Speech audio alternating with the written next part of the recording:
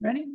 Hey, Ani, bonjour, and good afternoon, everyone, and welcome to our special meeting of council. This is a working meeting for the budget. So for councillors to have a look at the first or second draft of the budget. I welcome people in the audience. It's nice to have actual people here in person. And so just to explain it to you, this is a working meeting. It's not like a regular meeting. But certainly I hope you find it very, very helpful and useful. And with that, I need a mover and a seconder to adopt the agenda. Roger and Willie, all those in favor? Thank you.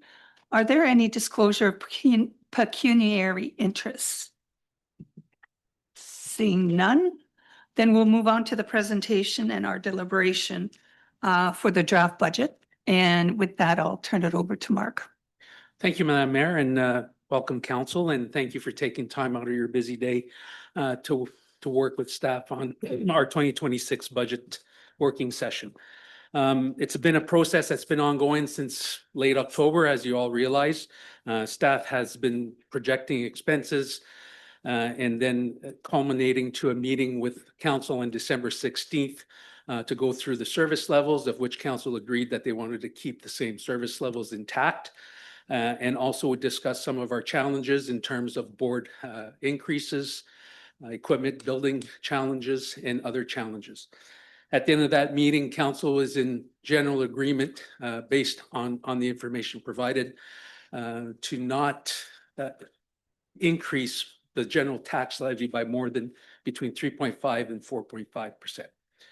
Since that meeting, the treasurer, myself, and the managers have been hard at work in trying to achieve that goal.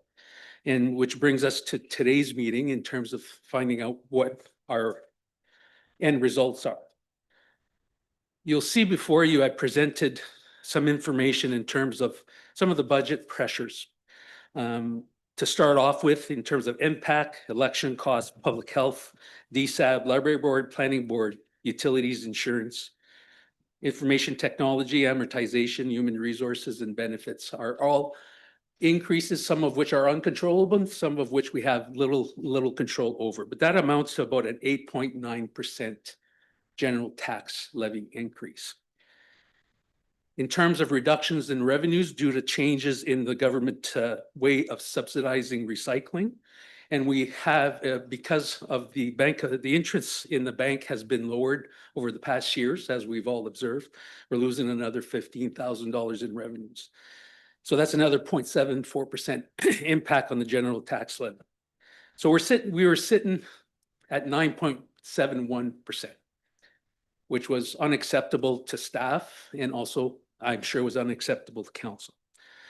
We were fortunate in our main grant subsidy from the province had increased by $300,000. So it took that 9%, reduced it to 5.04%. So our starting point was 4.67%. Add in what the operational requests were for the managers, which was about $41,000.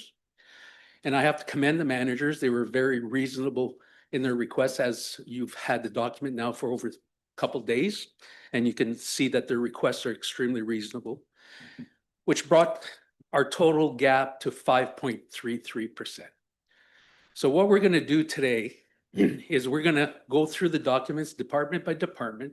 We're going to show council how we adjusted revenues, adjusted expenses, took in consideration our deferred revenue, took in consideration our operational reserves, and took in consideration our capital reserves to end up with what you see on page 17 is a projected 3.94% general tax levy increase for 2026.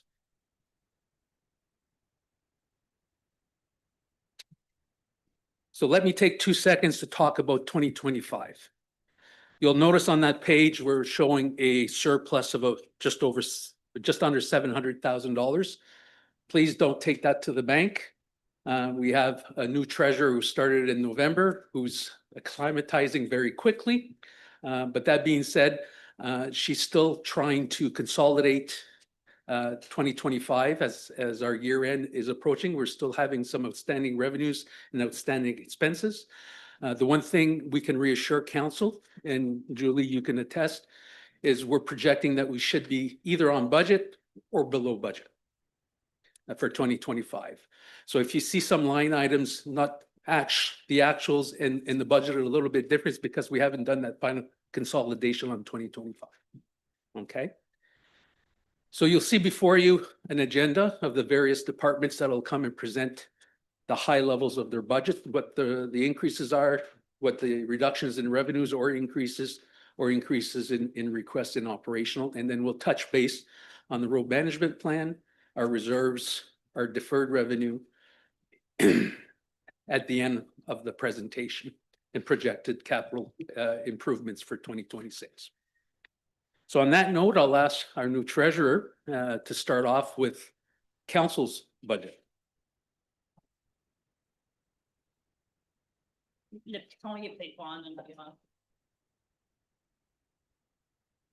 It's like a button.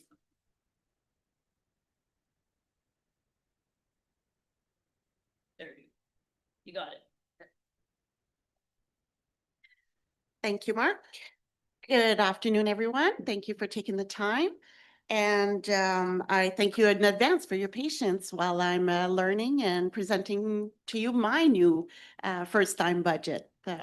So like Mark said, I will be focusing on presenting the column F in your working papers, the proposed budget, and explaining variances between what was budgeted in 2025 and what we're budgeting in 2026. I would like to be able to say that the actuals are in line or are properly reported, but I'm good, but I'm not that good.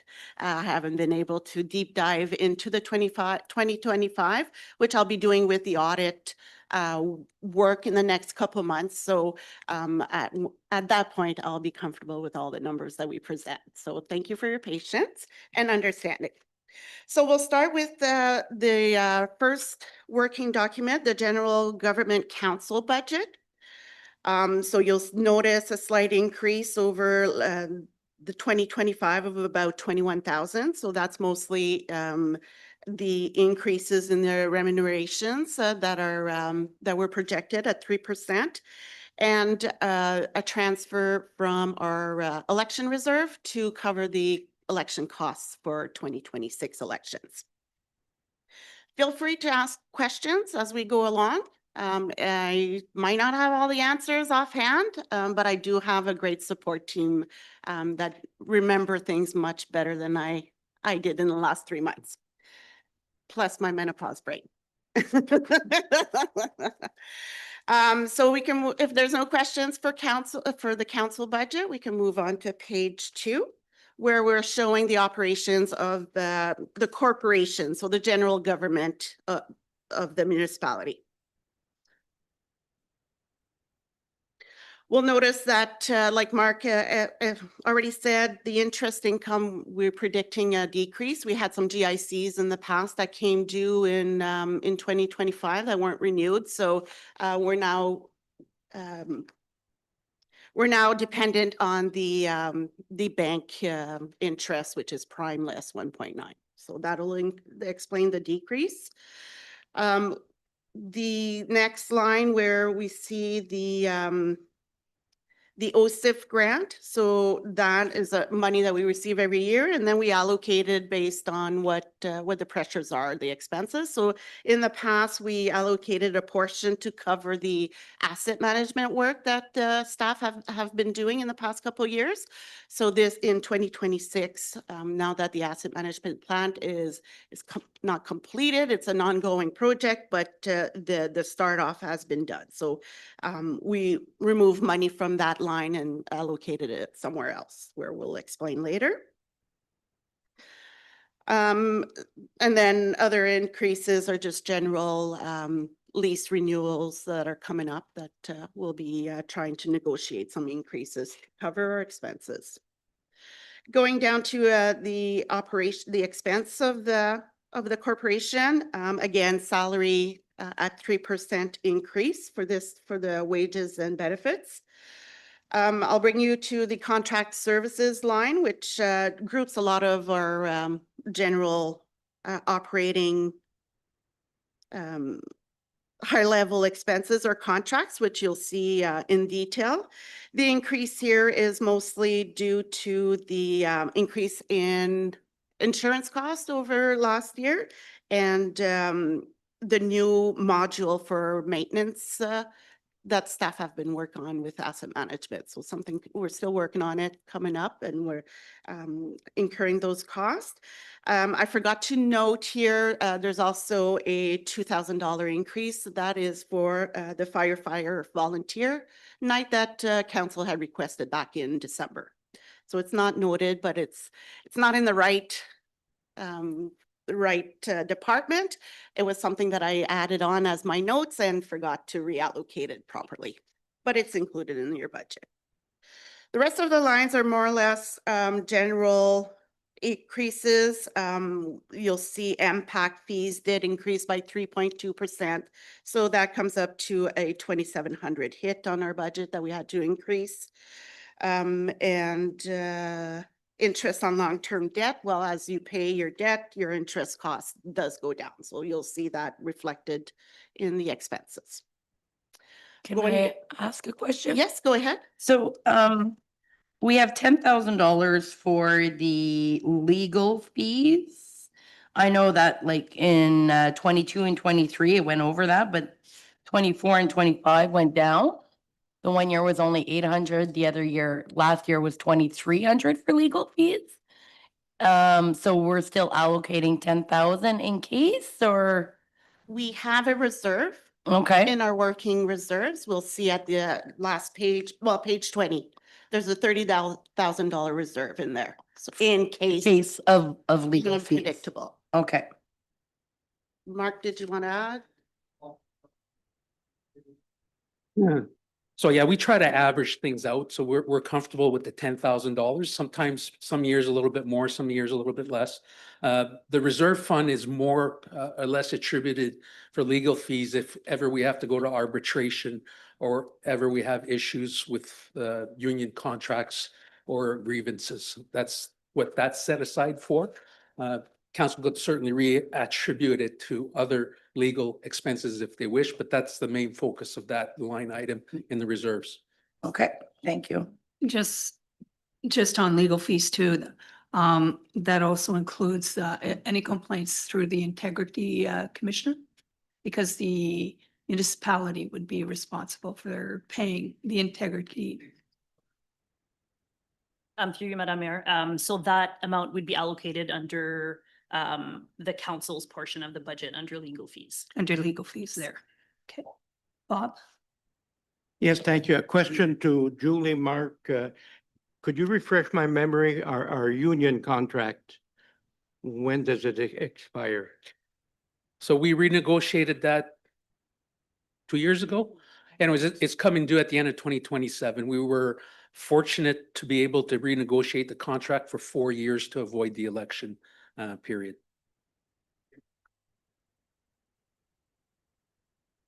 Okay. So if we keep going on page 3, we'll notice an increase on contracted services for asset building. So we're going to need to do some HVAC repairs here at the complex. So we budgeted for that.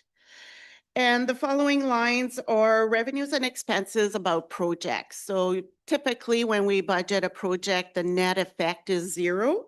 I've done a little bit of cleanup here on the accounts where the one-time projects in 2025 aren't being renewed in 2026, for example, Good Food Market. So you'll see the revenue taken off along with the expense. So net effect should be 0 here. Okay, so a total budget increase for the corporation, approximately 150,000.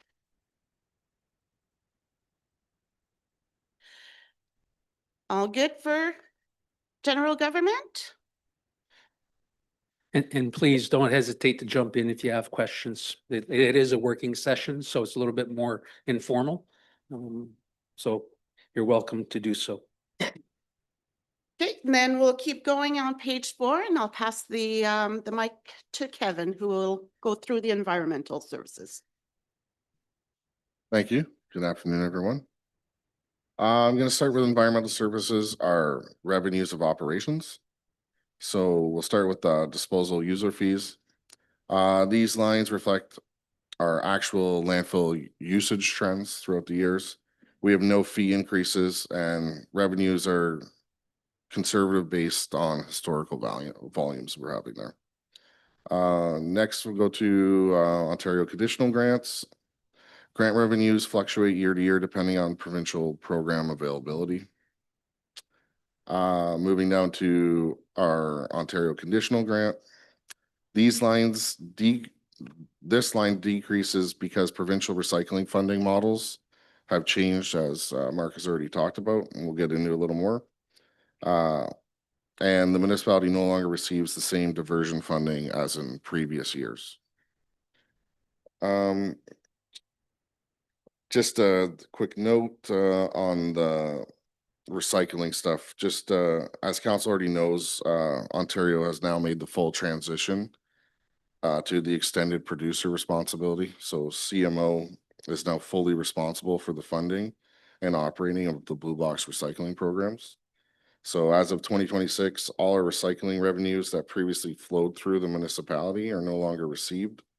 Municipal recycling costs are also removed from the operating budget, as you're going to see. This is a provincial policy change and not a municipal decision, so we didn't have any say in it. Kevin, sorry, not only do we lose the income that the grants that they were sending us, but also we would get money for diversion, right? So that's all gone now? Correct, yeah, so Okay. they are still paying or help, like they're still paying for our depot at the landfill site. Okay, So that's that meeting we had earlier about only residential right. recycling was allowed in there. So they're still covering the fee for that, the hauling, the usage, and giving and paying for a portion of our attendance to monitor it at the same time. So Okay, thanks. for revenues operational for 2026 proposed is $121,561. It's a change of negative 63,428, reflecting loss of stewardship, Ontario funding, removal of curbside recycling revenue, and elimination of services no longer provided municipally. Moving now to expenses and operations, salaries, wages, benefit. This increase reflects, standard cost of living adjustments, the health benefit increase, the allocation of director of operations spread throughout. Materials, solid waste disposal materials. This includes our cover materials and a one-time road rehab that we didn't have time to get to, so it is deferred from the 2025 to 2026 budget. Moving down to contracted services. There is a decrease. This is reflecting reduced engineering scope in 2026. Our annual compliance monitoring and reporting still all remains fully funded. We're just pulling a bit of money out of that line because we're not looking at designing a couple things with the new EA. So we're able to save a bit for this year anyway. Contracted services. This is where the hazardous waste program change occurs. You're going to see this budget reduces from 2 hazardous waste events to 1 in 2026. Can There's we, 2 reasons for this okay, reduction. Significantly, I knew everyone's gonna grab me on that one. Yeah, significantly reduced external funding. It used to be they would pretty much cover most of the cost, and now most of the cost is coming to us. So, and public usage is just not there anymore. When we used to hold the events, they used to be back up to the road, like waiting to get into these. And now we're only seeing, we're under 150 people per event. So we believe that this is a good way to save a bit of money in the budget, is putting it to 1 week. So I'm okay with them picking up the stuff once a year, but is there a way that we could still have the 2 years and have like a section where we could put the stuff away till they pick it up in the fall? Or, because I think that people are used to having the spring and the fall, and I think it's important that we keep spring and fall. I don't think we could take one away, because there's gonna be a lot of backlash. But I think it's good to have both. I don't know if we could arrange to have a section at the landfill that we could store fridges or whatever that stuff. But I don't think we should be taking this away. Just unfortunately, we cannot hold hazardous material on site. We don't have a depot for that. It has to be approved through our C of A. So we can't hold any of that. There's no hazardous material out on site except for that day when it's brought and transported out. So this is just, we just aren't getting the usage out of the days. The staffing and the cost, it's quite high, and not many residents are coming, so. So would it be in the fall or in the spring? Likely in the fall. It would be, Before people leave, it would be spring this year. right? We've already put it out to the public. Oh, So that date is already set to the public. Yeah, if I may, Madam Mayor, most of the tendencies are spring cleanup. That's where we see the volumes a little bit more appropriate. To answer Councillor Renee's questions, they still collect and accept refrigerators and propane tanks. Just on an ongoing basis.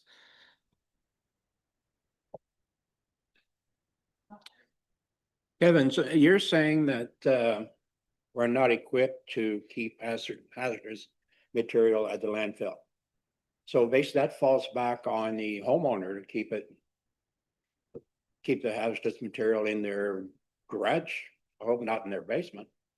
But so isn't that a plus or minus thing here where it becomes a safety hazard at home?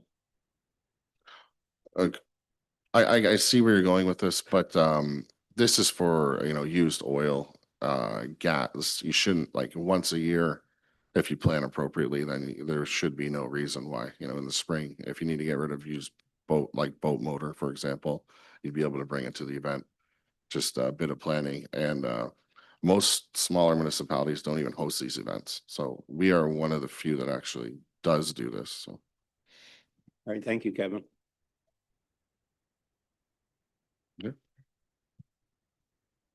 Moving on to curbside recycling for materials and contracted services. These lines have been removed. Like we were saying, it's now funded and managed through CMO. Program support, other costs. This is our training, memberships, education.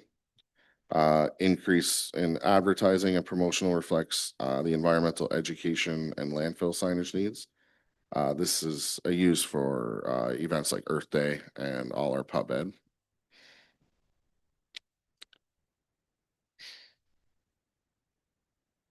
Net for environmental services, 2026 is $1,002 or $1,002,999.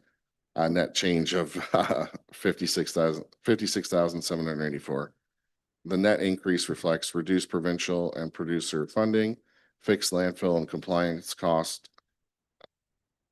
And just to say, like, this budget reflects the reality of our provincial program changes. Recycling is now fully funded through CMO. Hazardous waste service have been aligned with the actual use and the funding that we're receiving from the government now. And we are still continuing to meet our regulatory obligations and trying to control the costs of everything as it's coming in. If there's any questions on environmental?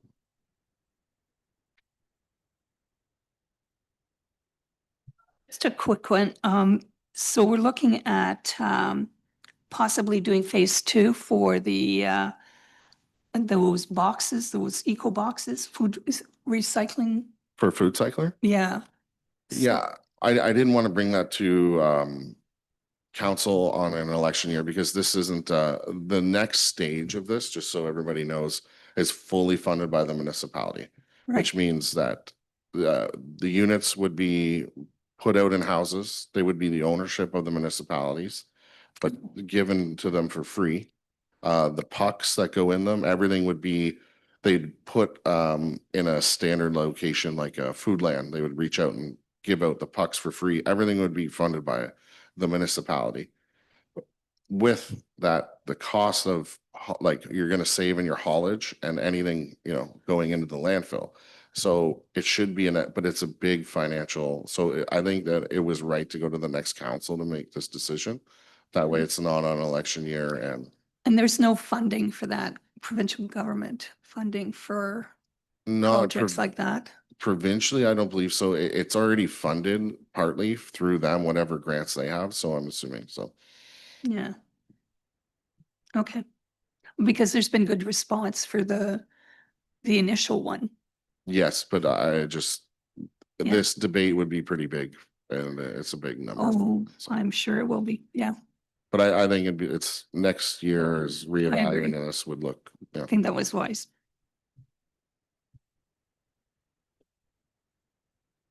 Good, move on Right. this. Just why is it 100% cost to municipality? That is the way that their program's set up. We don't have a say in it. The first stage was putting it out there as a trial, and that's why it was covered by partly the owners and partly the municipality and partly their program. The second stage is the resident won't have to pay. So it's just the municipality paying and whatever funding they get for their machines at a discounted rate. Okay.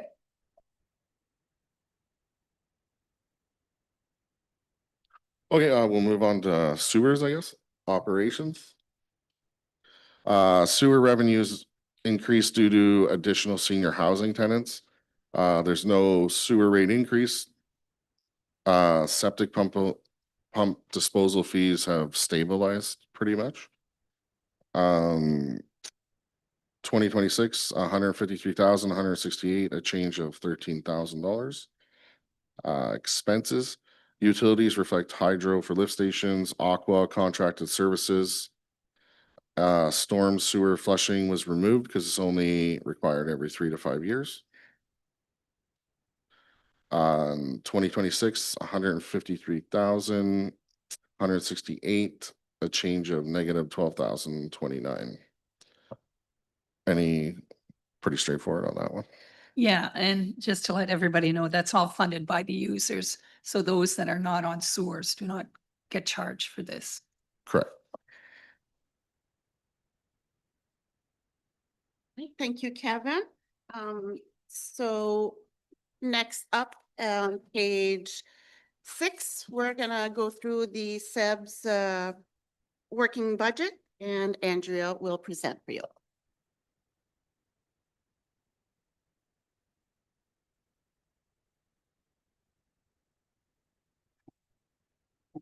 Is that working now? Yes, thank you, Julie. Hello, everyone. So I just wanted to let everyone know, because I just realized it myself, this is our 9th year in this shared service. So kind of interesting, the journey that we have taken. We do believe that in 2026, we've reached a point where we've reached a good staffing level. We're well-funded with vehicles, and that we have a good plan for the future. So you'll notice that our department is mostly a human resource department with some vehicles that get us around. So any increase that you're seeing in our budget, the main one due to the fact that we're no longer receiving grant that was covering our second bylaw officer from NOHFC. Yes. So now we are fully paying for both of our bylaw enforcement officers. And then there is also the 3% increased salary. The only other increase that was of note, that was it. Oh, what I wanted to bring up was we are also collecting reserve fund to replace vehicles for the future. So if you see down near the end, there is an amortization line. So that's being carried forward to make sure that we always have funding for vehicles as we go forward. So we are showing this increase, but really it is all based on the human resources portion of our budget. So if there's any questions, I'll leave it to council now.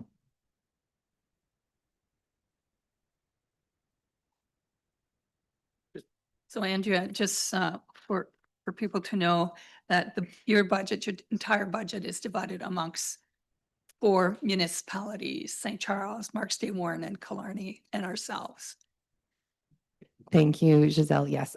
So we have been splitting up the shared service for the last year and a half based on the number of roll numbers in each municipality. French River has 42% overall of the number of roll numbers between the 4 municipalities. So out of the $633,000 budget, the 42% would be covered by the municipality of French River. And then also offset by the revenues to bring it down to that 124,000 that's reported below.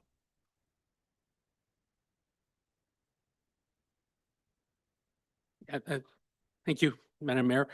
Just a point of clarification for council is the revenues that you see listed, each municipality keeps and are responsible for their own revenues. So the revenues are not shared, just the expenses. Okay? And also, just a note, you're all aware that currently the building code is recommending for changes. And so as part of the building code, we had requested that this department for the Sudbury East area become in charge of septic approvals. It's currently in consultation, and hopefully within the next year and a half, we should have some good news. So it'll be a big impact on this department in terms of revenues and also in terms of expenses. So just, we keep plugging away and just need to be patient. We started this process a year and a half ago. We were told 3 to 5 years at that time, so we're pretty well on track. Quick question. Will they need different training if approved, that we can do the septic? Yeah, there will be some training. We have existing staff that can do some training. Depending on what the actual commitment is, we may need additional resources in terms of staffing and or vehicles, for example. We'll definitely need another vehicle, but we're confident that the revenues will offset those increases in expenses. And again, it's a shared service, so.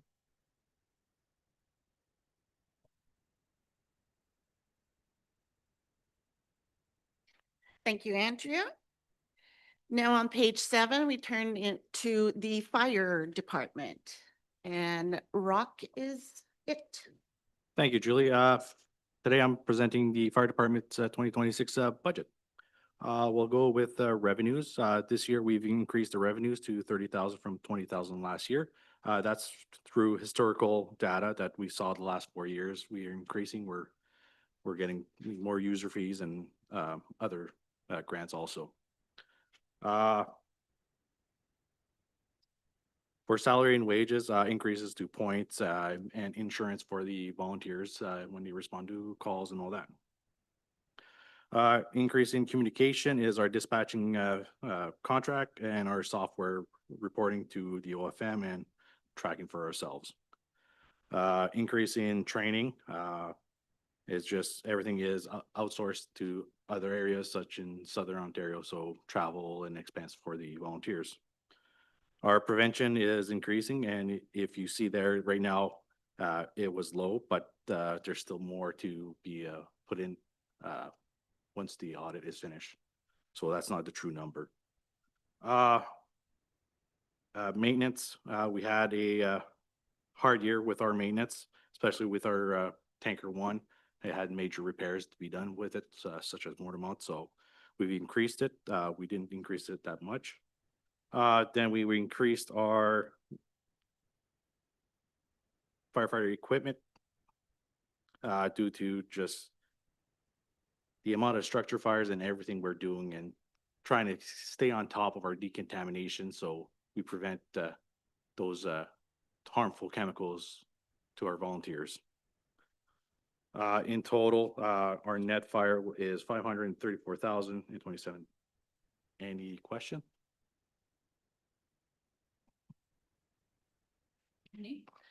Where's the line item for the volunteers? I know they get paid by points. Salary. Oh, it's under the salary? Yes. So when we take into consideration their pointage or wherever they get paid, do we do the annual increase of 3% as we do the Yes, we do. employees? Yep. Yep. Okay, thank you. All right. You're not going to be needing any more vehicles. The vehicles are fairly brand new except for, The only vehicle we have left to replace is one truck in Novel, but that is planned for the new council in Okay. the future. And Okay. Also, its planning is to get the proper vendor to supply us with a vehicle that will be in timely manner, not waiting 36 months. totally agree with that. Also, I've seen on your yearly stats that the fire department has been, in 2025 was extremely busy, probably one of the busiest years that you've had. Yes. Obviously, I will be reporting on that tonight at a Yeah. quarterly meeting, and I'll have a little bit more stats for council. Okay. And the reason I ask is that I wanted to make sure that your budget reflects the increase of Yes. calls and so wear and tear on not only on the firefighters, but on their equipment and stuff like that. So you're comfortable with that? Yes, we were comfortable because council has made a lot of progress with their fire department in the past. We've upgraded a lot of our equipment, and we're still grateful for you guys to continue supporting us. Perfect. Did I see that there's repairs to be done in Noelville? Does that fall under the capital part or Yes, it does? Yes. Okay, I'll ask the question later. Thank you. Thank you. So for part of the capital that is going to be attributed to the fire department, there is a grant that will cover some of that cost, and we're seeing it here. You look at the bottom and the revenue projects, there is a fire safety grant of 32,000 that will be used to cover the cost of those SCBA masks. So revenue is here, capital expense will be on another page. Okay, little preview. We'll keep going on page 8. You'll see the police department. So the big impact here is the confirmed OPP fees that have increased by 11% in 2026. A definite uncontrollable cost. It represents an increase of 74,470. So to cover that increase, staff is proposing a increase, unfortunately, in the local fees for the OPP. Right now in 2025, the rates are $242 per household. To cover that 75,000 increase, we are estimating an increase to $265. Okay. The other changes you'll see, because total revenues went up 97, but we're only going to get an extra 74, is all about the accounting for the local OPP board. So in the past, we've been just budgeting like the net impact. So in 2025, the deficit of 8,000 was the cost of French River for the local OPP. This for 2026, because we're handling the monies and all that, I did a few changes to our budget. So I grossed up the revenues to show what we're recuperating from the other municipalities and grossing up our expenses to reflect the actuals.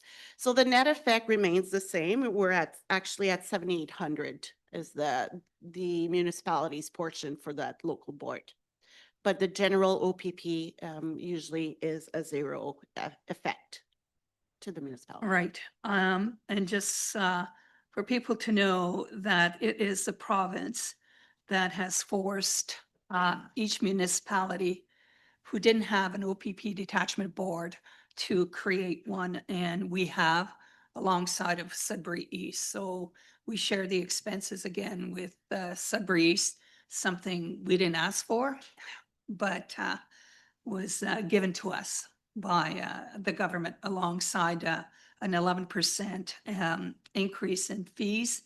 And heads up for next year, there'll be another 11% increase in OPP. Yeah, yeah.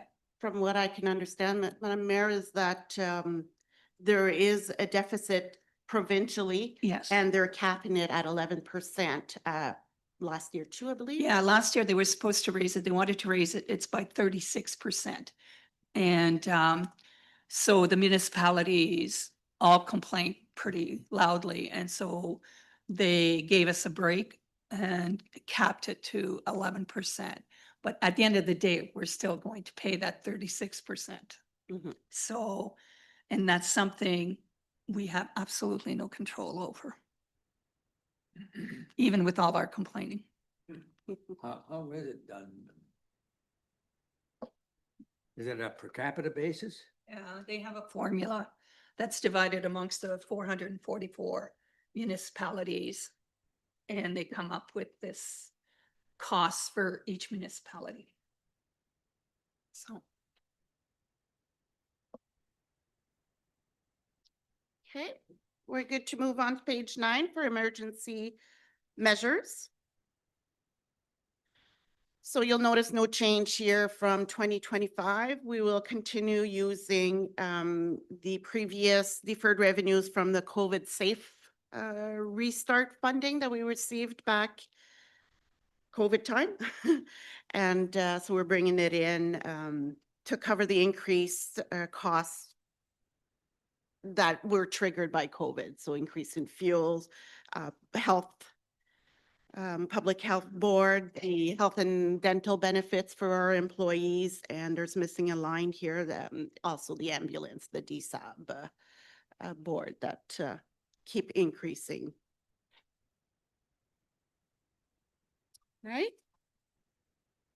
just to note that those are uncontrollables. And So even though we tried to take on public health one year, they threatened to send lawyers after us and charge us a fine of $50,000 a day if we didn't pay our increase.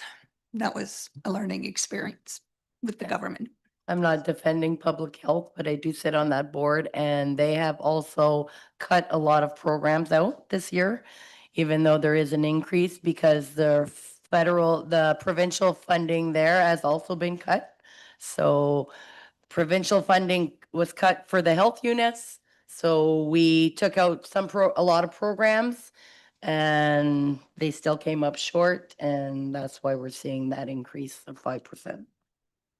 I guess my point is that the programs that they offer, most of the programs that they offer are not offered here in French River. And that's why I have a hard time paying the high fees that we pay in public health because we don't get it.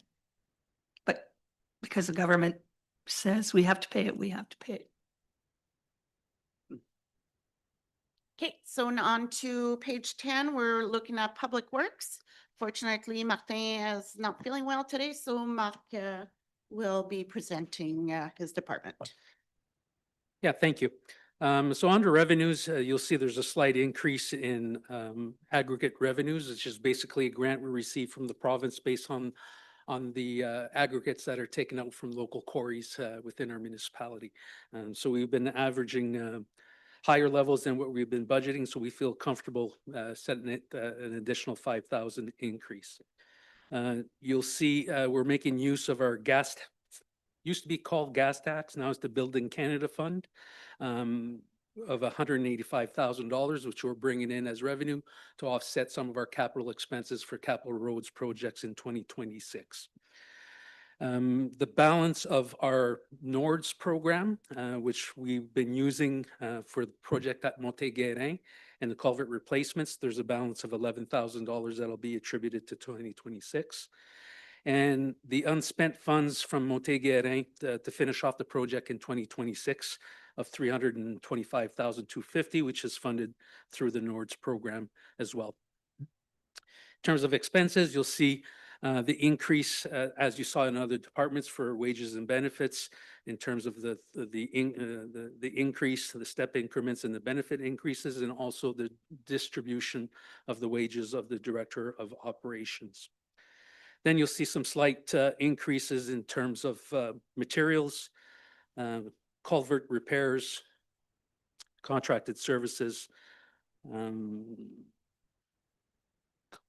for contracted services for culverts, and vehicle contracted services. You'll see a big jump in 2025, a combination of the garbage truck repairs, major repairs to one of the tandem trucks, and also having a mechanic unavailable for about 45% of the year.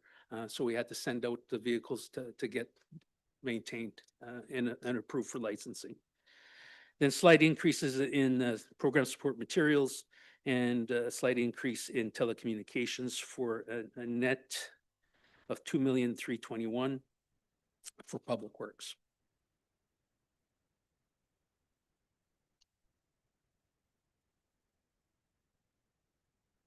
Questions?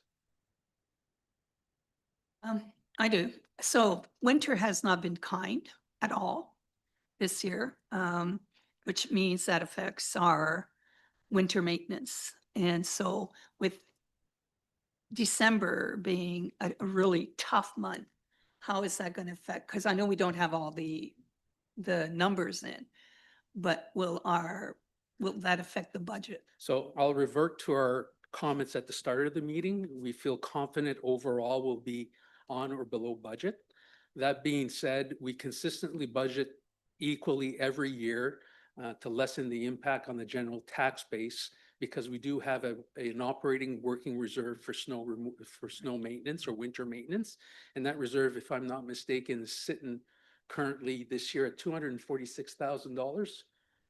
Julie? Pretty close? Okay. So if ever we enter into a year that is exorbitant, such as what Toronto's living now in Ottawa and southwestern Ontario, we do have a working reserve that we can fall back onto, so we lessen the general tax base going forward. So there should be no impact on There the tax. should not, long story short, there should be no impact. Okay. We have That's a Plan bottom B. line. We have Plan B in place to be able to address those issues. That's good. Thank you. And we did have a light winter in early 2025. Yeah. Remember, we didn't have much snow back in March and April, so there was savings there, so it balances it out. I'm a little concerned for 2026 that if we do get hit on a hard fall, we'll have to maybe dip into that reserve. Well, let's hope Yeah. Wyerton Willie And if you recall, in 2024, we did dip into that reserve to offset the expense. remember. So on to page 11 for municipal drains.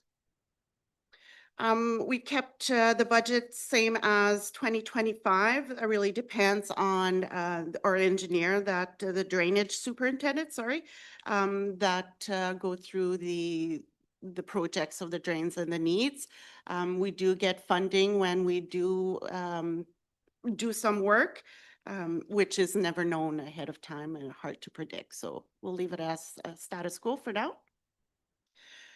And the next, the bottom portion, we were talking about public health and ambulance a while ago. So here's your increases. We got a confirmation of 5.5 increase from the public health, and DSAB increased by 6.2%. So those are uncontrollable costs that we need to absorb in our current budget. So the net effect is a deficit of 1.1 million.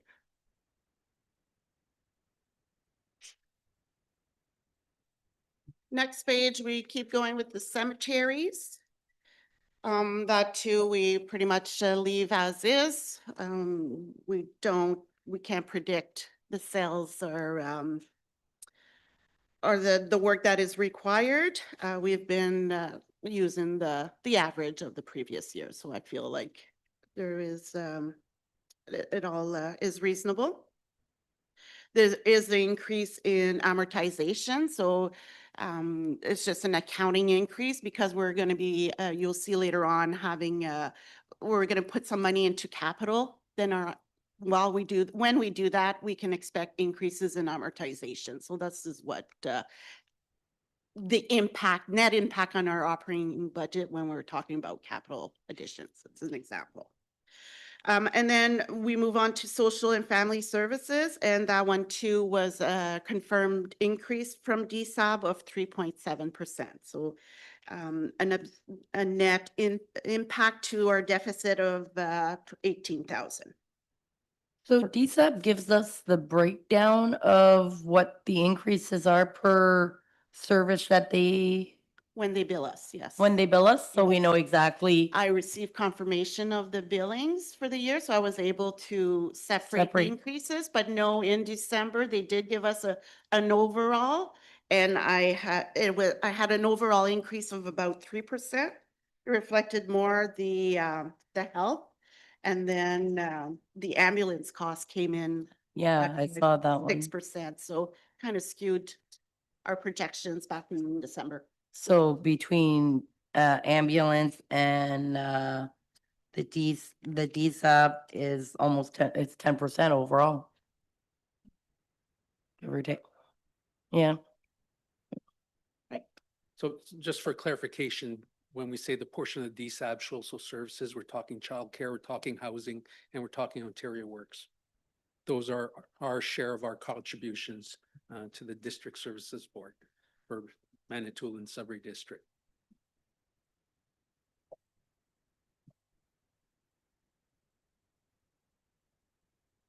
Sorry, now I'll pass the mic on to Jason, who will go through the recreation and cultural services. Good afternoon. Parks and Rec and Facilities 2026 budget. Not too many changes to our budget. A couple increases due to the rising costs in materials as well as contractor services. We have been increasing our parks and our facilities with additions like outdoor washrooms in our parks and playgrounds, upgrading our mechanical systems, as well as our maintenance program and training. I'll go through a couple of line items. In the revenue, the arena and the historical is up a little bit. Alvin Community Center is up due to the fact that we are done renovations pretty much and we're fully open, doing rentals. In some of the expenses, the 3%, like everybody's talked about, increases the portion of director operations. Arena materials is increased to reflect the actuals. The one below that is the utilities is the same. Contractor services as well as the actual. A couple other little increases is the Alvin Community Center due to the small equipment as well as the HVAC systems and the maintenance that needs to be done to those as well. One decrease is in the concert series. We have done 6 of them before. We've decreased a little bit because we've only been doing 3 in the past couple of years. Is there any questions?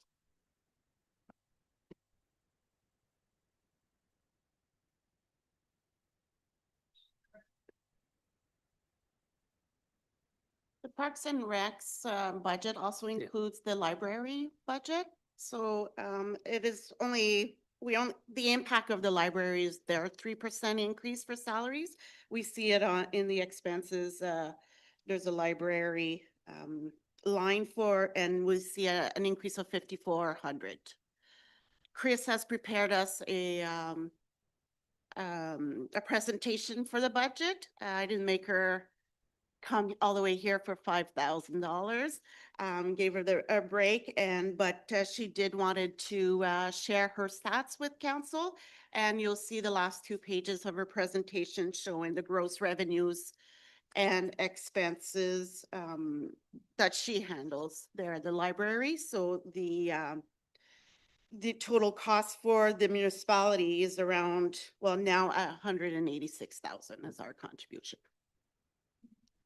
I just want to say, as I sit on the board of the library, and I have to say they've done some exceptional work in the last few years. They've received grants for senior, they're called senior community grants, where it's intergenerational activities for kids and for seniors to get together. And they've been quite successful. And the library isn't just a library anymore where you come in and you take books out. It's actually a place to gather and to have special programs for kids and for adults and for seniors as well. So the little bit of money they're asking certainly is well worth it. Okay, and on page 14, those are all the revenues and expenses, again, to Parks and Recs, but for special projects. You might see a lot of changes, but again, that's just me coming in, doing it my way. Meaning that I'm just reclassifying, like, for example, the Alban Beach, the donation that we receive and the matching. I'm just switching them lines so that it makes more sense to me. And it wasn't wrong in the past. It's just the way we present it. It's just the flavor of what we want. So there's no major impact to those lines. We will see, though, at the end of the revenue section, an increase of 450,000. So that's the monies that will be taken out from deferred revenue to be able to cover our capital asks or additions for the arena. We'll see on page 18. Where that money will be spent, and the decrease of 188,000 just before the increase of 450. That was a one-time project. Again, we're allocating these special monies to projects per department, and it was money allocated for the arena boilers. So one-time project gone this year, and we added a new project. So that's the major shifts that you'll see in the projects. Okay. So now to planning and development. I'll let Mark take that one. Thank you. This slide represents our economic development initiatives and our funding to the Sudbury East Planning Board. So you'll see there's an increase of approximately $3,000 to the Sudbury East Planning Board. In discussions with the planner, we're assuming an additional $1 increase within the formula. So that's what we've put into our budget. You'll see a significant reduction in economic development of approximately $27,000. And let me explain the rationale behind that. In previous years, we had an agreement with an adjoining municipality to share the services of an economic development officer with funding from FedNor through the Sudbury East Economic Partners Group. It was our hopes last year that funding came to an end. It was our hopes to keep an economic development officer shared with another municipality. To be honest, I don't think we're big enough as a municipality to have a full-time economic development officer, but a shared one is extremely convenient. That didn't come to fruition because our partner municipality was going through some challenges and continue to go through challenges. So based on that information, I don't see that coming to fruition in 2026 either. Thus, the reduction of 27,000 that we had put aside for that contracted service. Now, we still left some money in there to be able to address any potential studies or information required as we continue to work with the developers on highway at the corner 69 and 64.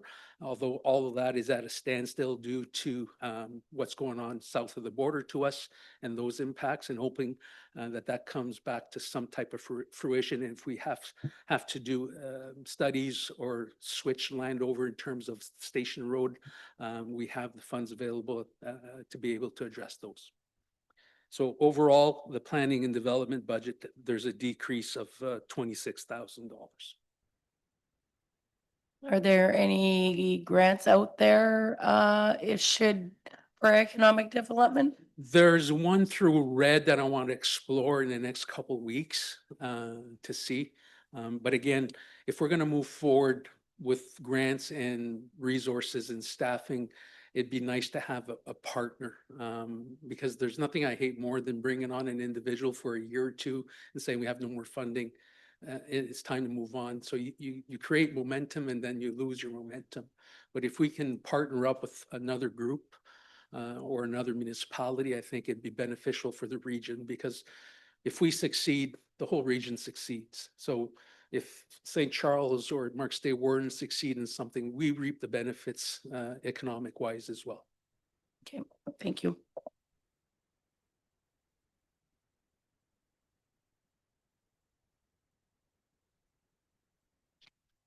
Okay, so next working paper is our taxation and operating grant. So total taxation on assessed properties for 2025 was 6,114,000. So you'll see the same amount for 2026 until we have directive to increase the property taxes, the rates.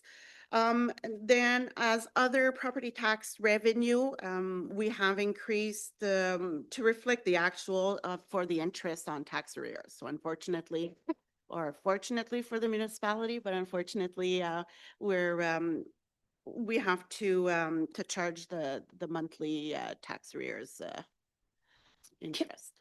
Can you tell me how many households are in arrears? Not offhand, Madam Mayor, but I Okay. can certainly come back to you with it. Yeah, because for a while there was a lot, but I know we've done a lot of catching up. Okay. So just because that has an impact on our budget as well. And then the operating grant is our Ontario Municipal Partnership Fund, the OMPF. So we had some good news in November when they announced that we had an increase of 308,000. So going through the details, that increase was explained with the increased household roles. They reported that we had 2,626 households in 2025. And for 2027, we increased by 41 households to 2,667. And then their grant, so they multiply that household by the number of grants. So they've increased the grant components about $40, give or take. So that explains that increase there. So total grant and municipal taxes come up to 8.7 million of our operating budget. Okay. Sitting as is, I should say. So next page is page 17 gives us all the totals. So all the revenues and expenses that we went through line by line are grouped up here. Total revenues will be 12 or are at this point 12,397,000, an increase of approximately 280,000. Our expenses totaled are 11,417,000 with an increase of approximately 520,000. So net effect of $240,000 on the municipal budget. Now we play with the additions in the amortization. So we add back the amortization for, because they're really non-cash flow items to balance.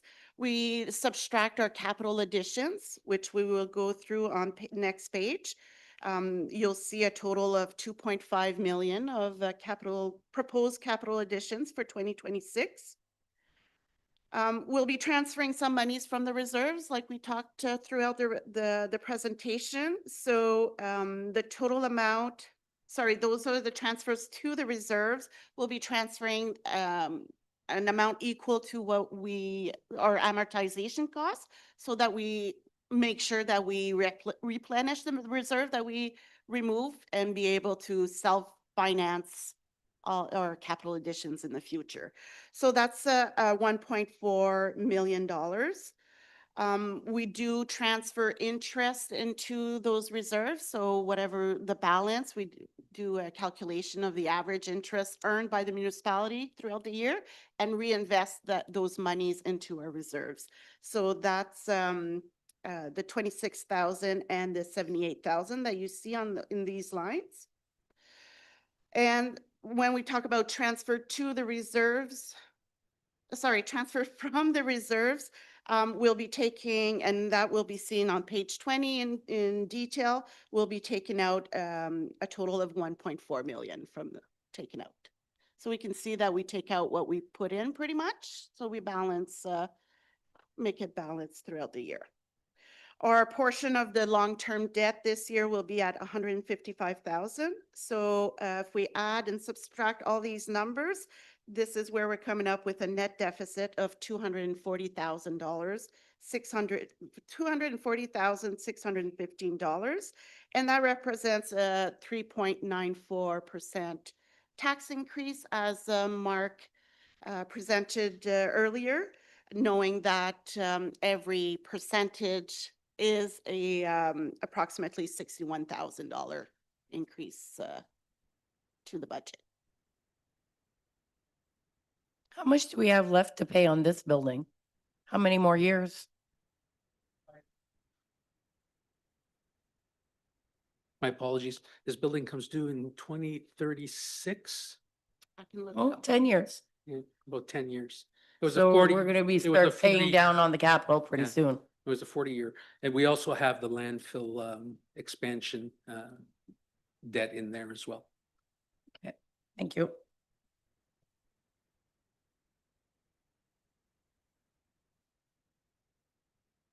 I just want to make an observation here. So the shortage is 3.94. However, of that, if we look at our impact, our DSAB, our public health and OPP costs, that's worth our uncontrollables that we cannot do anything about. That works out to about 2.25. So really, it's an increase of 2.69. And the cost of living is about 2.23, depends. That's right, that's right. So we're looking, if we're taking in the cost of living, there's only a 0.46 where we're really increasing to better the area so that we can at least keep, we're status quo, we're not going down. We're going to be able to provide the same services. Plus, we have our capital projects that we're going to be talking about in a few minutes, right? Okay. Oh, Mayor, you're an accountant. No, I'm not. I just don't like paying taxes. It's like the rest of people. And I get angry with the government that imposes things that we have no control or that we don't get servicing. So that does not make me happy. So before we go on to capital, again, I just want to reiterate the work of the managers, the work of our treasurer. As you can see, we pulled every tool that we could to lessen the impact on the general tax base. This was one of our more challenging budgets, I should say, in the past 8 years. But again, we were given a directive in December, and I'm happy to say that we actually exceeded the upper limit of that directive.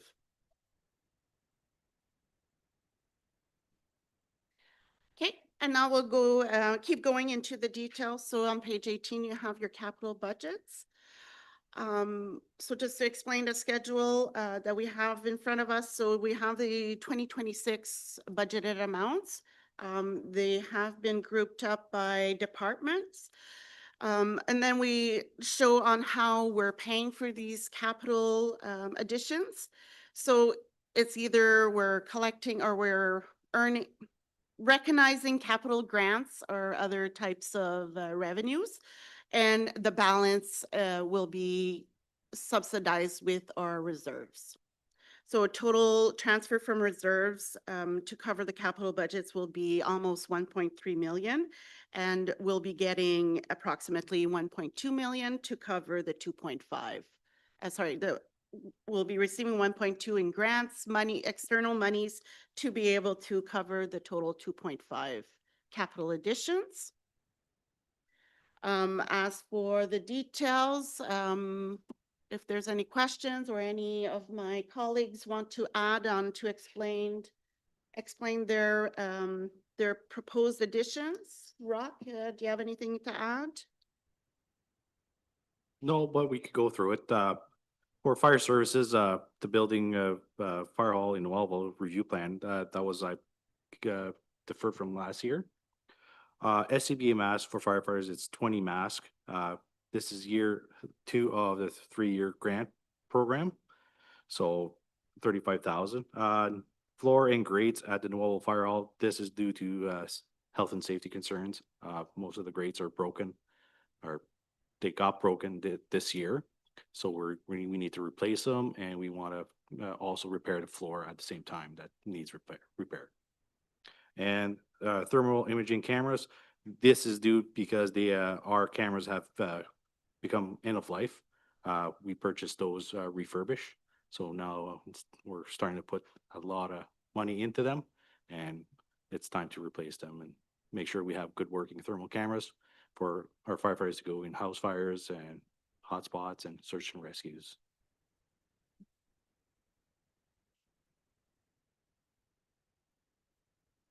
Mark, did you want to? Yeah, I'll certainly do public works. You'll see that we always put aside $15,000 for streetlights. Speaking of streetlights, you all saw the humongous list of streetlights that were inoperable. I'm happy to report we're down to 3 that are not working now. And things have been progressing, and communication has been going very rapidly between Hydro One, our contractor, and I want to send a special thanks to Kim. Where's Kim? Who's been on everybody's back to make sure that these lights get repaired. So thank you, Kim, for being that persistent, and we should be back on track. All right. Montéguérin, so the final lining of that culvert is due for 2026, which is a project brought forth from 2025. Here you'll see the roads capital budget of 750,000, of which, geez. We have grants of 550, reserves of 550 and grants of 196, which I spoke of earlier. And you'll see on the next page what the proposed projects are for 2026. Councillor Renee, this one is one that we've been waiting for a long time. We're finally able to secure that outlet for the water. So the project at Chantry Bay should go forward in 2026. And then the one anomaly is the grader repairs. Our second grader would need to replace the rear end of the grader and the brake system. It's a cost of about $90,000. Upon doing the assessment, the grader is sitting at about 12,000 hours right now. The recommended rebuild time is between 15,000 to 20,000 hours. We're projecting, we use the grader on about 800 hours a year. With this investment, we should be able to get at least another 6 to 8 years out of the grader, we're projecting. So that being said, I know we're talking budget deliberations, but to ensure that we have our grader back up and operating for the spring season, which is where we use our graders the most, I would ask permission that we can still, if council's in agreement, that we can send the grader out for repairs sooner than later to make sure that we have it back for the spring season. Well, I think that goes without saying. How old is that grader? 2013, if I'm not mistaken. 2013, 23. So 13. Get it? Yeah. Did we find a mechanic for public for? Starts on Monday. Okay, so that'll help out a little bit instead of shipping Yeah. stuff away. Thank you.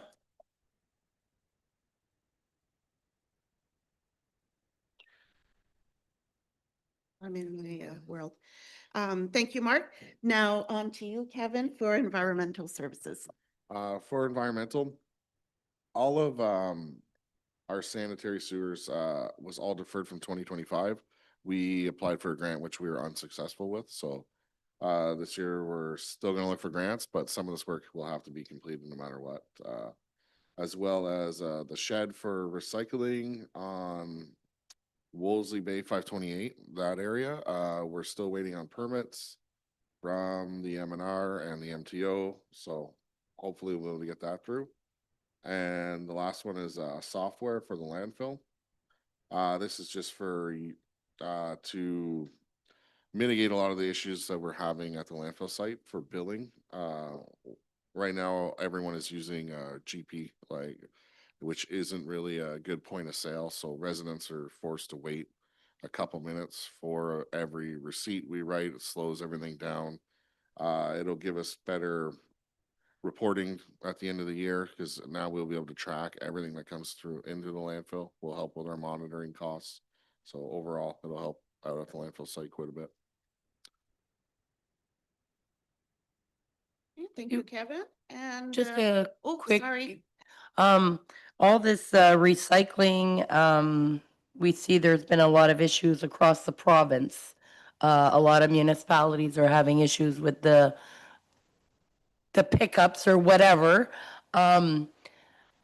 This seems to be, do we know if the government's gonna try to address this? I know that they've put it back on the retail or the producers of recycling, but it seems we're falling 10 steps behind instead of moving forward with a good solution. Um, do we know anything? For like speaking for our municipality, our service has actually gotten better. Like Ours we- got better? So, yeah, the Oh. new management with it, the contractors has actually gotten better. We're getting better, we're getting more money for our, 40-yard bins at the landfill site. So everything here, and hopefully in 2026, the province will release, a standard recycling, like spreadsheet for the whole municipality, for every municipality. So it doesn't matter where you're from, especially all our cottagers coming up and from people out like Hamilton, Toronto, what they recycle there will be able to be recycled here, because it's supposed to be a standard across the board this year. Okay, well, that's So good news. for us, it's actually pretty positive. I don't know what happened in Toronto. I saw all that, and I think it's just they didn't line it up appropriately. So we had ours good. Okay, good to know, thanks.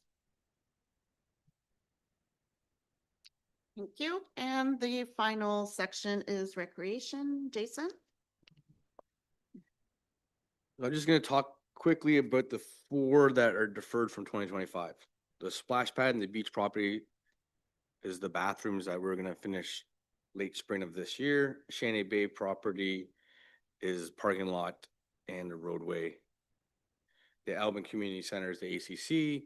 That project is, the grant is due in 2020, March of 2027. So we're trying to get most of that done this year as well. And then there's the half-ton truck purchase to replace, well, I should say to replace. Want me to handle that one? Yeah. So basically, we're proposing the purchase of a half-ton, not necessarily to replace the Parks and Rec, but the Parks and Rec truck's a 3/4 ton diesel truck with a plow and all the attachments. We're finding now in Public Works, we're short a pickup truck, especially for the manager who constantly uses his personal vehicle, which is not correct and not right. There's issues with liability. There's issues with all kinds of things. So we're proposing to buy, in discussions with Jason, he's in agreement that a half-ton truck, 4-door at Recreation is more than sufficient to meet the needs of that department, and to transfer the 3/4 ton truck into Public Works so that they have 2 vehicles. The initial plan was the new vehicle at Public Works and keep the older vehicle for a few more years to create that turnaround. That last vehicle did not last, so we had to abandon it. So that's the rationale behind it.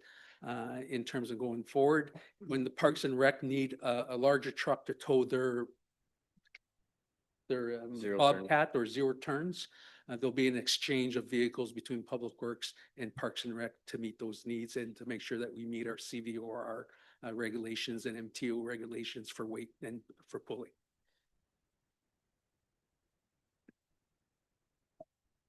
Thank you, Mark. New zero turn, with one of our zero turns is coming to the end of its life.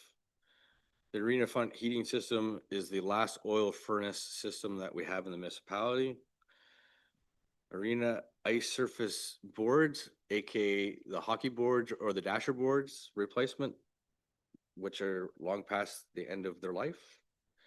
The cemetery pad and walkway for new preparation for new columbarium in Alvin. And I always say this wrong, Wally Lomberg, Lamonte Beach is a new project that we got fundraising from our donation. The office flagpole and lighting system. Any questions?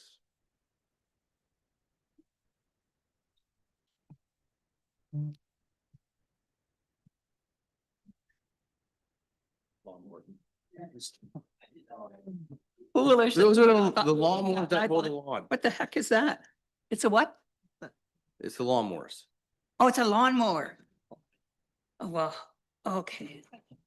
Lawnmower next time, okay? But they're called zero turns, but it's Okay, a zero turn lawnmower. I'm sorry. okay. At least you didn't ask me about ring rats. So Mark, just a quick question. How did we allocate for insurance costs? Like, when are we getting that presentation about the insurance? Is it going up this year again? Yeah. We got hit hard last year. So it's going up about $10,000 split between general government and the Sudbury East Building and Planning Board, because we can share that cost. Okay, So yeah, we did get our increase. It is incorporated within our documents, and they will be here February 18th to make their presentation. okay, thank you. Okay. Next page. Next page is our five-year road budget for information. So you'll see which roads we are planning on addressing in 2026. If I may, I'll just read off the roads just for information purposes. So the Shanty Bay Road turnaround, which we spoke about already, Delamere Road, the first 2.5 kilometers, about $200,000. Jean Street, that will have some repairs, which is basically the double surface treatment, Woodvale Crescent, Green Bay Road, Cliff Road, Whitetail Road will see some areas improved. Harmony Point guardrails will be replaced, Green Bay Road guardrails to be replaced. We have the road at the lagoon that we're projecting to do some improvements on, Whippoorwill Road and Shaw Road for the last 4 kilometers, for a total of $750,000 projected.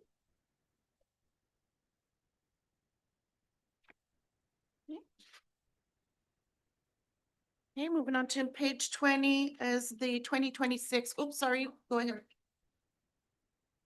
Roads, it's a very touchy subject for me, and basically I don't agree with this 5-year program, especially the first year. There's people that have been driving through over rough roads for years, 20 kilometers, if not more.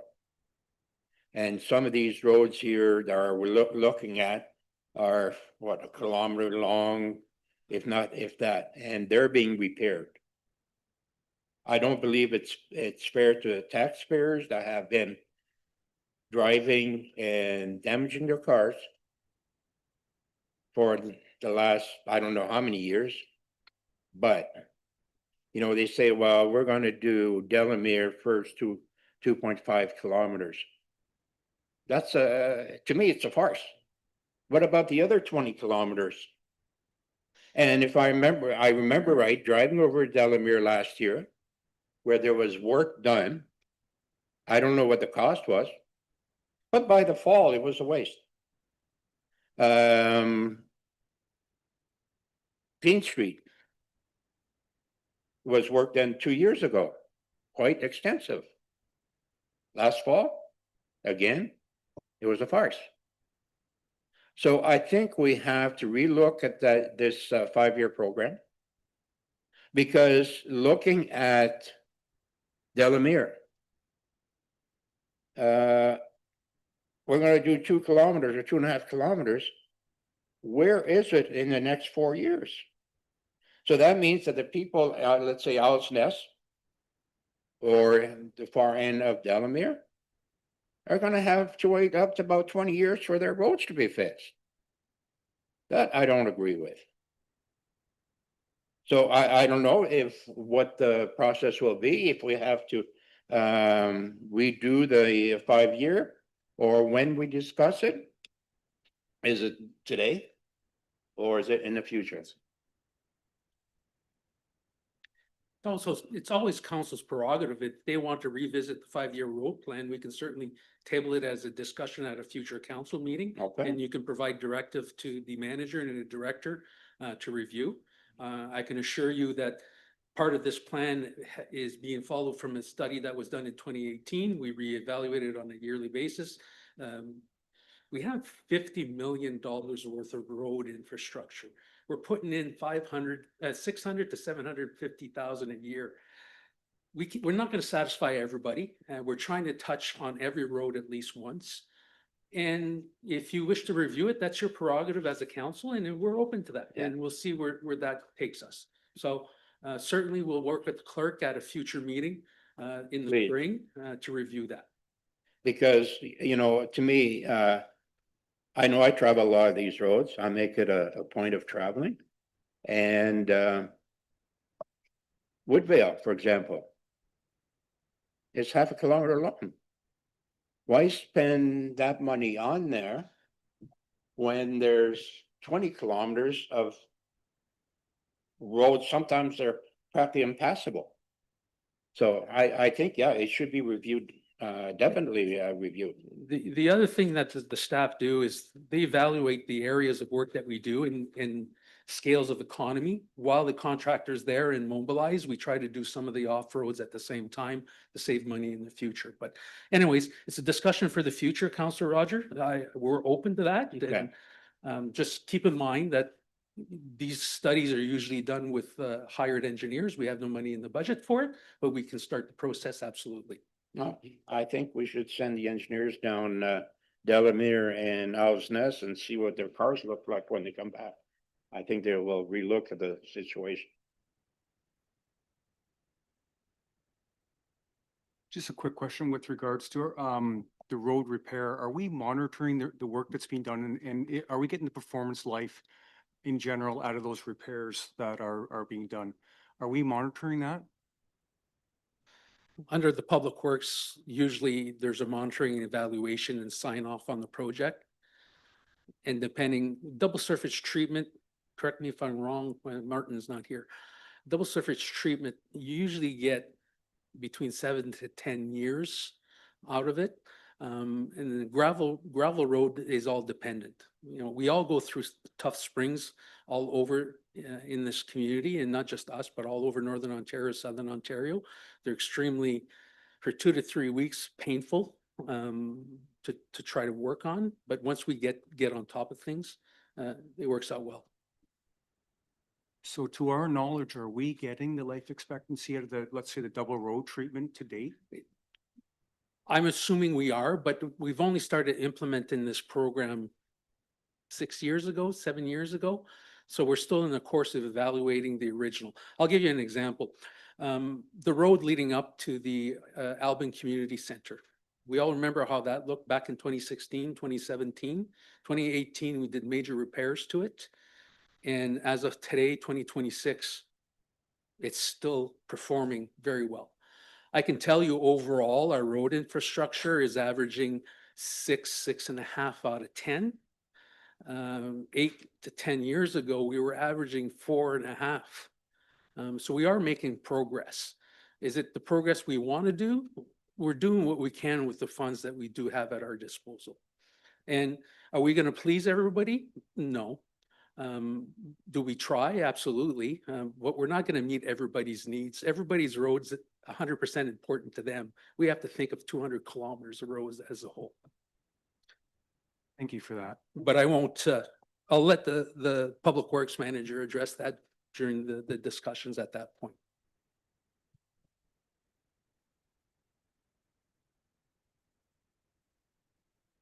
We're good. Okay. Moving on to page 20, we're seeing our 2026 municipal reserves. So this is a picture of the impact of everything we just talked about, the impact on our capital reserves. So you'll see the column, the first column is our opening balance. So we had a total of $3.5 million in reserves as of January 1st, 2026, are projected. Once the numbers for 2025 are finalized, this amount will be revised.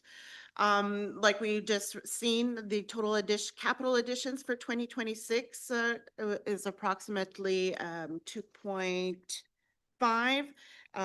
There is some extra costs in here that we're taking to cover some of the operating. So Kevin had referred to the engineer costs to get our EI, if I use that term correctly.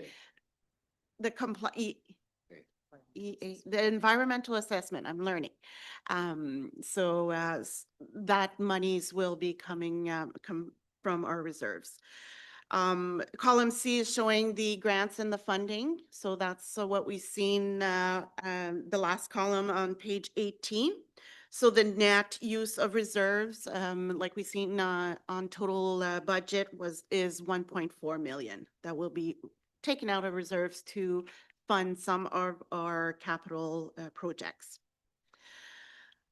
We are putting back monies into that reserve through the amortization. So for another 1.4 million where we're reinvesting, and we're going to contribute this year $12,500. We're going to put money aside for the physician recruitment project. So we're anticipating it to begin sometime during 2026. The ask was for 25,000. So we broke it down to half, saying that we'll be starting the project in 2026. We don't think it'll cost the full amount then. It'll be reported to 2027.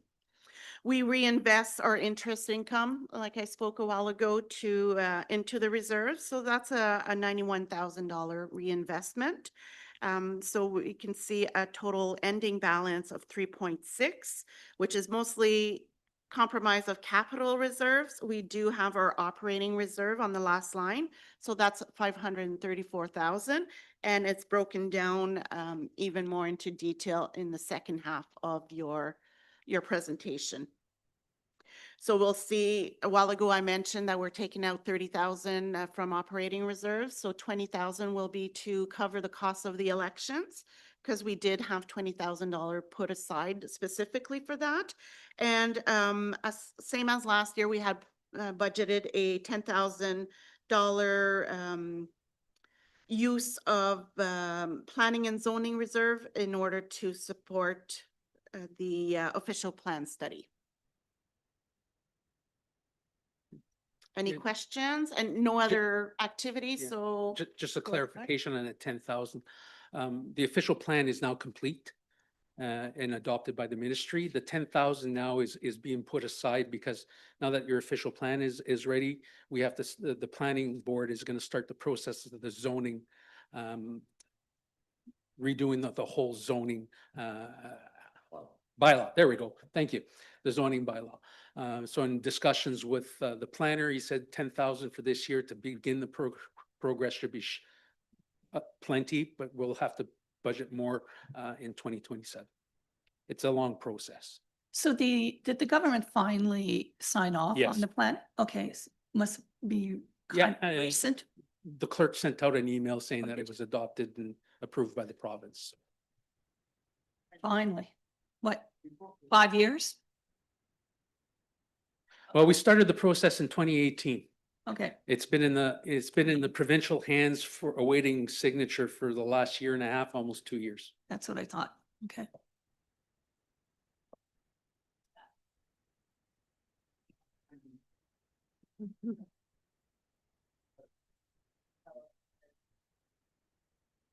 Okay, At the end of the day, in our reserve, we have 3,627,000, yes, correct? yes, That's after all the expenses for 2026. that's right. Okay, thank you. Okay, so it's an increase of about 105,000, Yep. which is most like explained by our interest of 91,000, and then the contribution for physician recruitment. Okay. Okay, and the last page is the deferred revenue. So it's similar to reserves. It's money set aside for specific projects. We call it deferred revenue in the accounting world because they're painted, meaning that the money that we receive was for a specific purpose from an external source. So that's a bit, what's the difference between our reserves and deferred revenue, external, internal projects. So here we have our deferred parkland revenue that we can't just spend the way we want. It has to be reinvested into our parks. And that's the money that we plan to use to match the funding that we receive for the beach, the Alvin Beach. Modernization funds should be depleted by the end of 2025 because we had already committed some monies there. The COVID safe restart, I had explained it was 66,000. It's been a couple years. So this is what where we're at with these funds is a balance of 45,000 at the end of the year.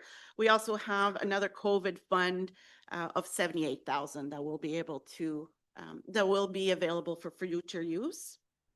The Monte-Guérin, we had built up some funds specifically to address that road. So this year so it's called Monte-Guérin, but it's really capital monies that we're allowed not to do anything, but there is a criteria list. Arena boards fall into that criteria list. So I'll need to change that terminology because we've been accumulated over the years to build up that fund to be able to pay for multi. Now that we're done the Monte-Guérin, we'll be able to use it for other major capitals. So it won't be called Monte-Guérin in the future, but I thought it'd be best to keep it clean. If you're like me, you get stuck on the terminology and you need to understand the transition. So next year it'll be called something else. The 133,000, that's what's left in the overall fund, will be available for future projects, capital projects, either roads or it's for betterment of the municipality, increase services. Those are the criterias that we need to respect. So the amount received of 300,000 really represents the OSIF revenue for this year of 125 and the gas stack or the building fund that it's called now of 185. So that's money coming in, new monies, and we're going to use some of that to finish Monte-Guérin, do the arena boards, and cover some of the road costs. So the arena boards, will they be able to, it's 450,000 for the arena boards? Yep, it's included in that $980. Oh, it's, Of amount spent, the second last column. oh, got it. Okay. Remember a few years ago when they came out with, the government was giving us funding for those pot stores or plants. Simply, the greenhouses and you remember we got that for like 2 years or they stopped giving that away? Oh, so it's like, here's some money to shut up and now it's gone? Great. I thought it was supposed to continue.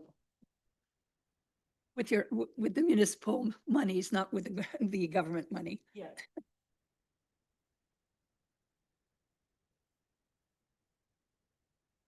Okay, and the last line is the SEBS reserve that Andrea was talking about. We're putting some money aside to be able to finance future vehicle purchases.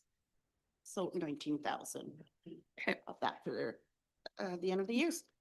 So total deferred revenue projected for 2026 we'll have a balance of 320,000 left to defer to other years, other projects. Good.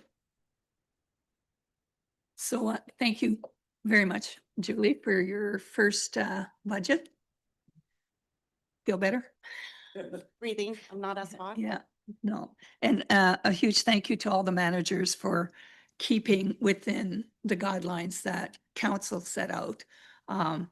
Like I said, just a few minutes ago, it's kind of sad that, you know, we raise taxes here, but most of them are uncontrollables or part of the cost of living. So I think that was a good exercise and well done. Thank you. Any questions on any subject? Oh, Dean. Just wondered on that Monte-Guérin now with $982,000. Is it done? The only thing outstanding is the relining of the culvert, the major culvert on Yeah. Montegaret. The road itself has been done this year, along with the drainage has been redone. So the only outstanding work is the culvert lining, which is 335 or $336,000, which will be completed in this budget year.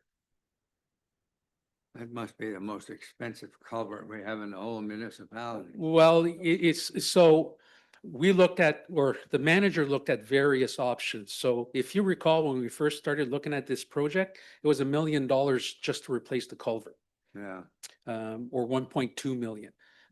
Based on technology and recommendations from various engineering firms, the technology exists that we can reline it and get an additional 20 years to 25 years of useful life out of that culvert at a third of the cost, Thank you. which freed up monies to be able to put into other projects. Well, we have a little money left here. It says 20 grand. Yes. If I may, I'd just like to compliment Mark and all the managers on the work they've done. But a special little star at the corner of the page for Julie. You presented the budget, you were talking to us, you made it very, very simple to understand. You, I know I could follow you and job well done. Thank you. All right. Any further questions? Will we have a break between now and our next meeting? Yes. Oh, Mark, sorry. So if council's in agreement, do we move on to the next phase where the treasurer and I will prepare the public presentation to be held March 4th at the council meeting? And after that meeting, we will let it stand for a couple of weeks, and which time we'll bring back a resolution to adopt the budget in March 18th. Yes, correct. Okay, Correct. So, yeah, the presentation to the public will be March 4th. March 4th. And at that time, any members of the public, they can come and question anything that they wish. If they have concerns in the meantime, they can always send us an email or chat with us at any time. So I That's take it. this opportunity to thank mayor and council for being attentive, for having gone through the materials ahead of time. Makes everybody's work a lot easier today in going through this heavy document. Thank you. The only recommendation I would have is somehow can you make the numbers a little bigger? Mark, if I may say something, Ms. Giselle? Yeah, in size. So I'm okay with the budget. The only thing I'm not in support of is only having one day. I don't know how much of a big impact it would have if we kept it to 2 days for the following year and then see from there. So- It's 30,000, right? Quick calculation, you're sitting about 0.5%. 0.51, 0.52, somewhere around there. So instead of what were we at? 9.4. 3.94, we'd be 3.99.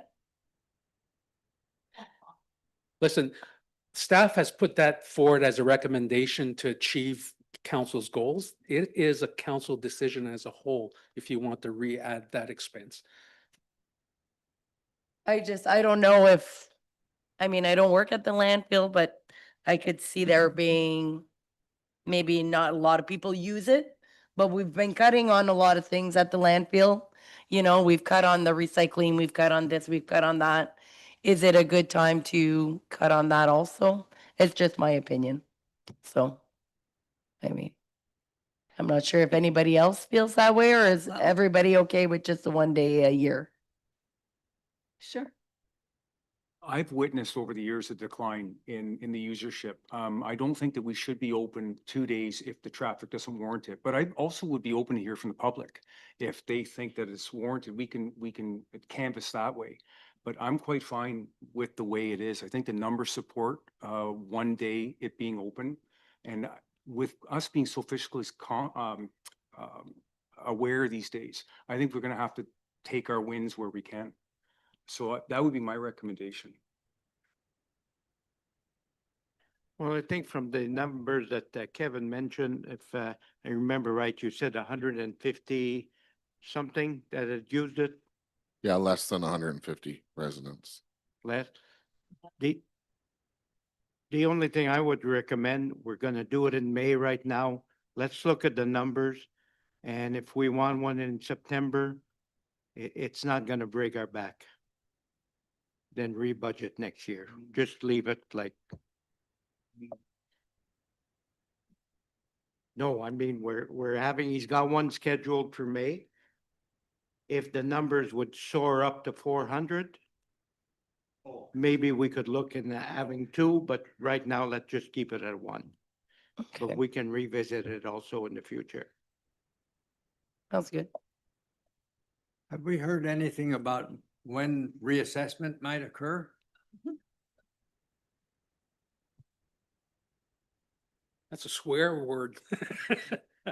I know MPAC, in discussions with them, they're ready to go as soon as the government gives them the directive to move forward with it. So it's sitting, in my understanding, it's sitting in the government hands right now. And MPAC is waiting on the directive from the provincial government to go forward with the reassessment. So as you all realize, we haven't received the reassessment since 2016 was the last one. So we're still going on the 2016 assessment rates that were incorporated over 4 years to 2020, and we're sitting in 2026. Imagine that it would be a difficult decision for the government to make about when to go ahead with this. I mean, there would certainly be an effect for all of us, but people in a lot of the stuff in the big cities and everything and big businesses, big buildings and everything could really impact them tremendously, couldn't it? I don't know whether this. I want to bring some up. My understanding is that although we will be assessed and our property values will definitely increase, it's my understanding the municipality grabs from the tax base what it needs to operate. So although our property values will go up, I don't think that we're going to necessarily see that huge tax increase because the levies will change as a result. Is that correct?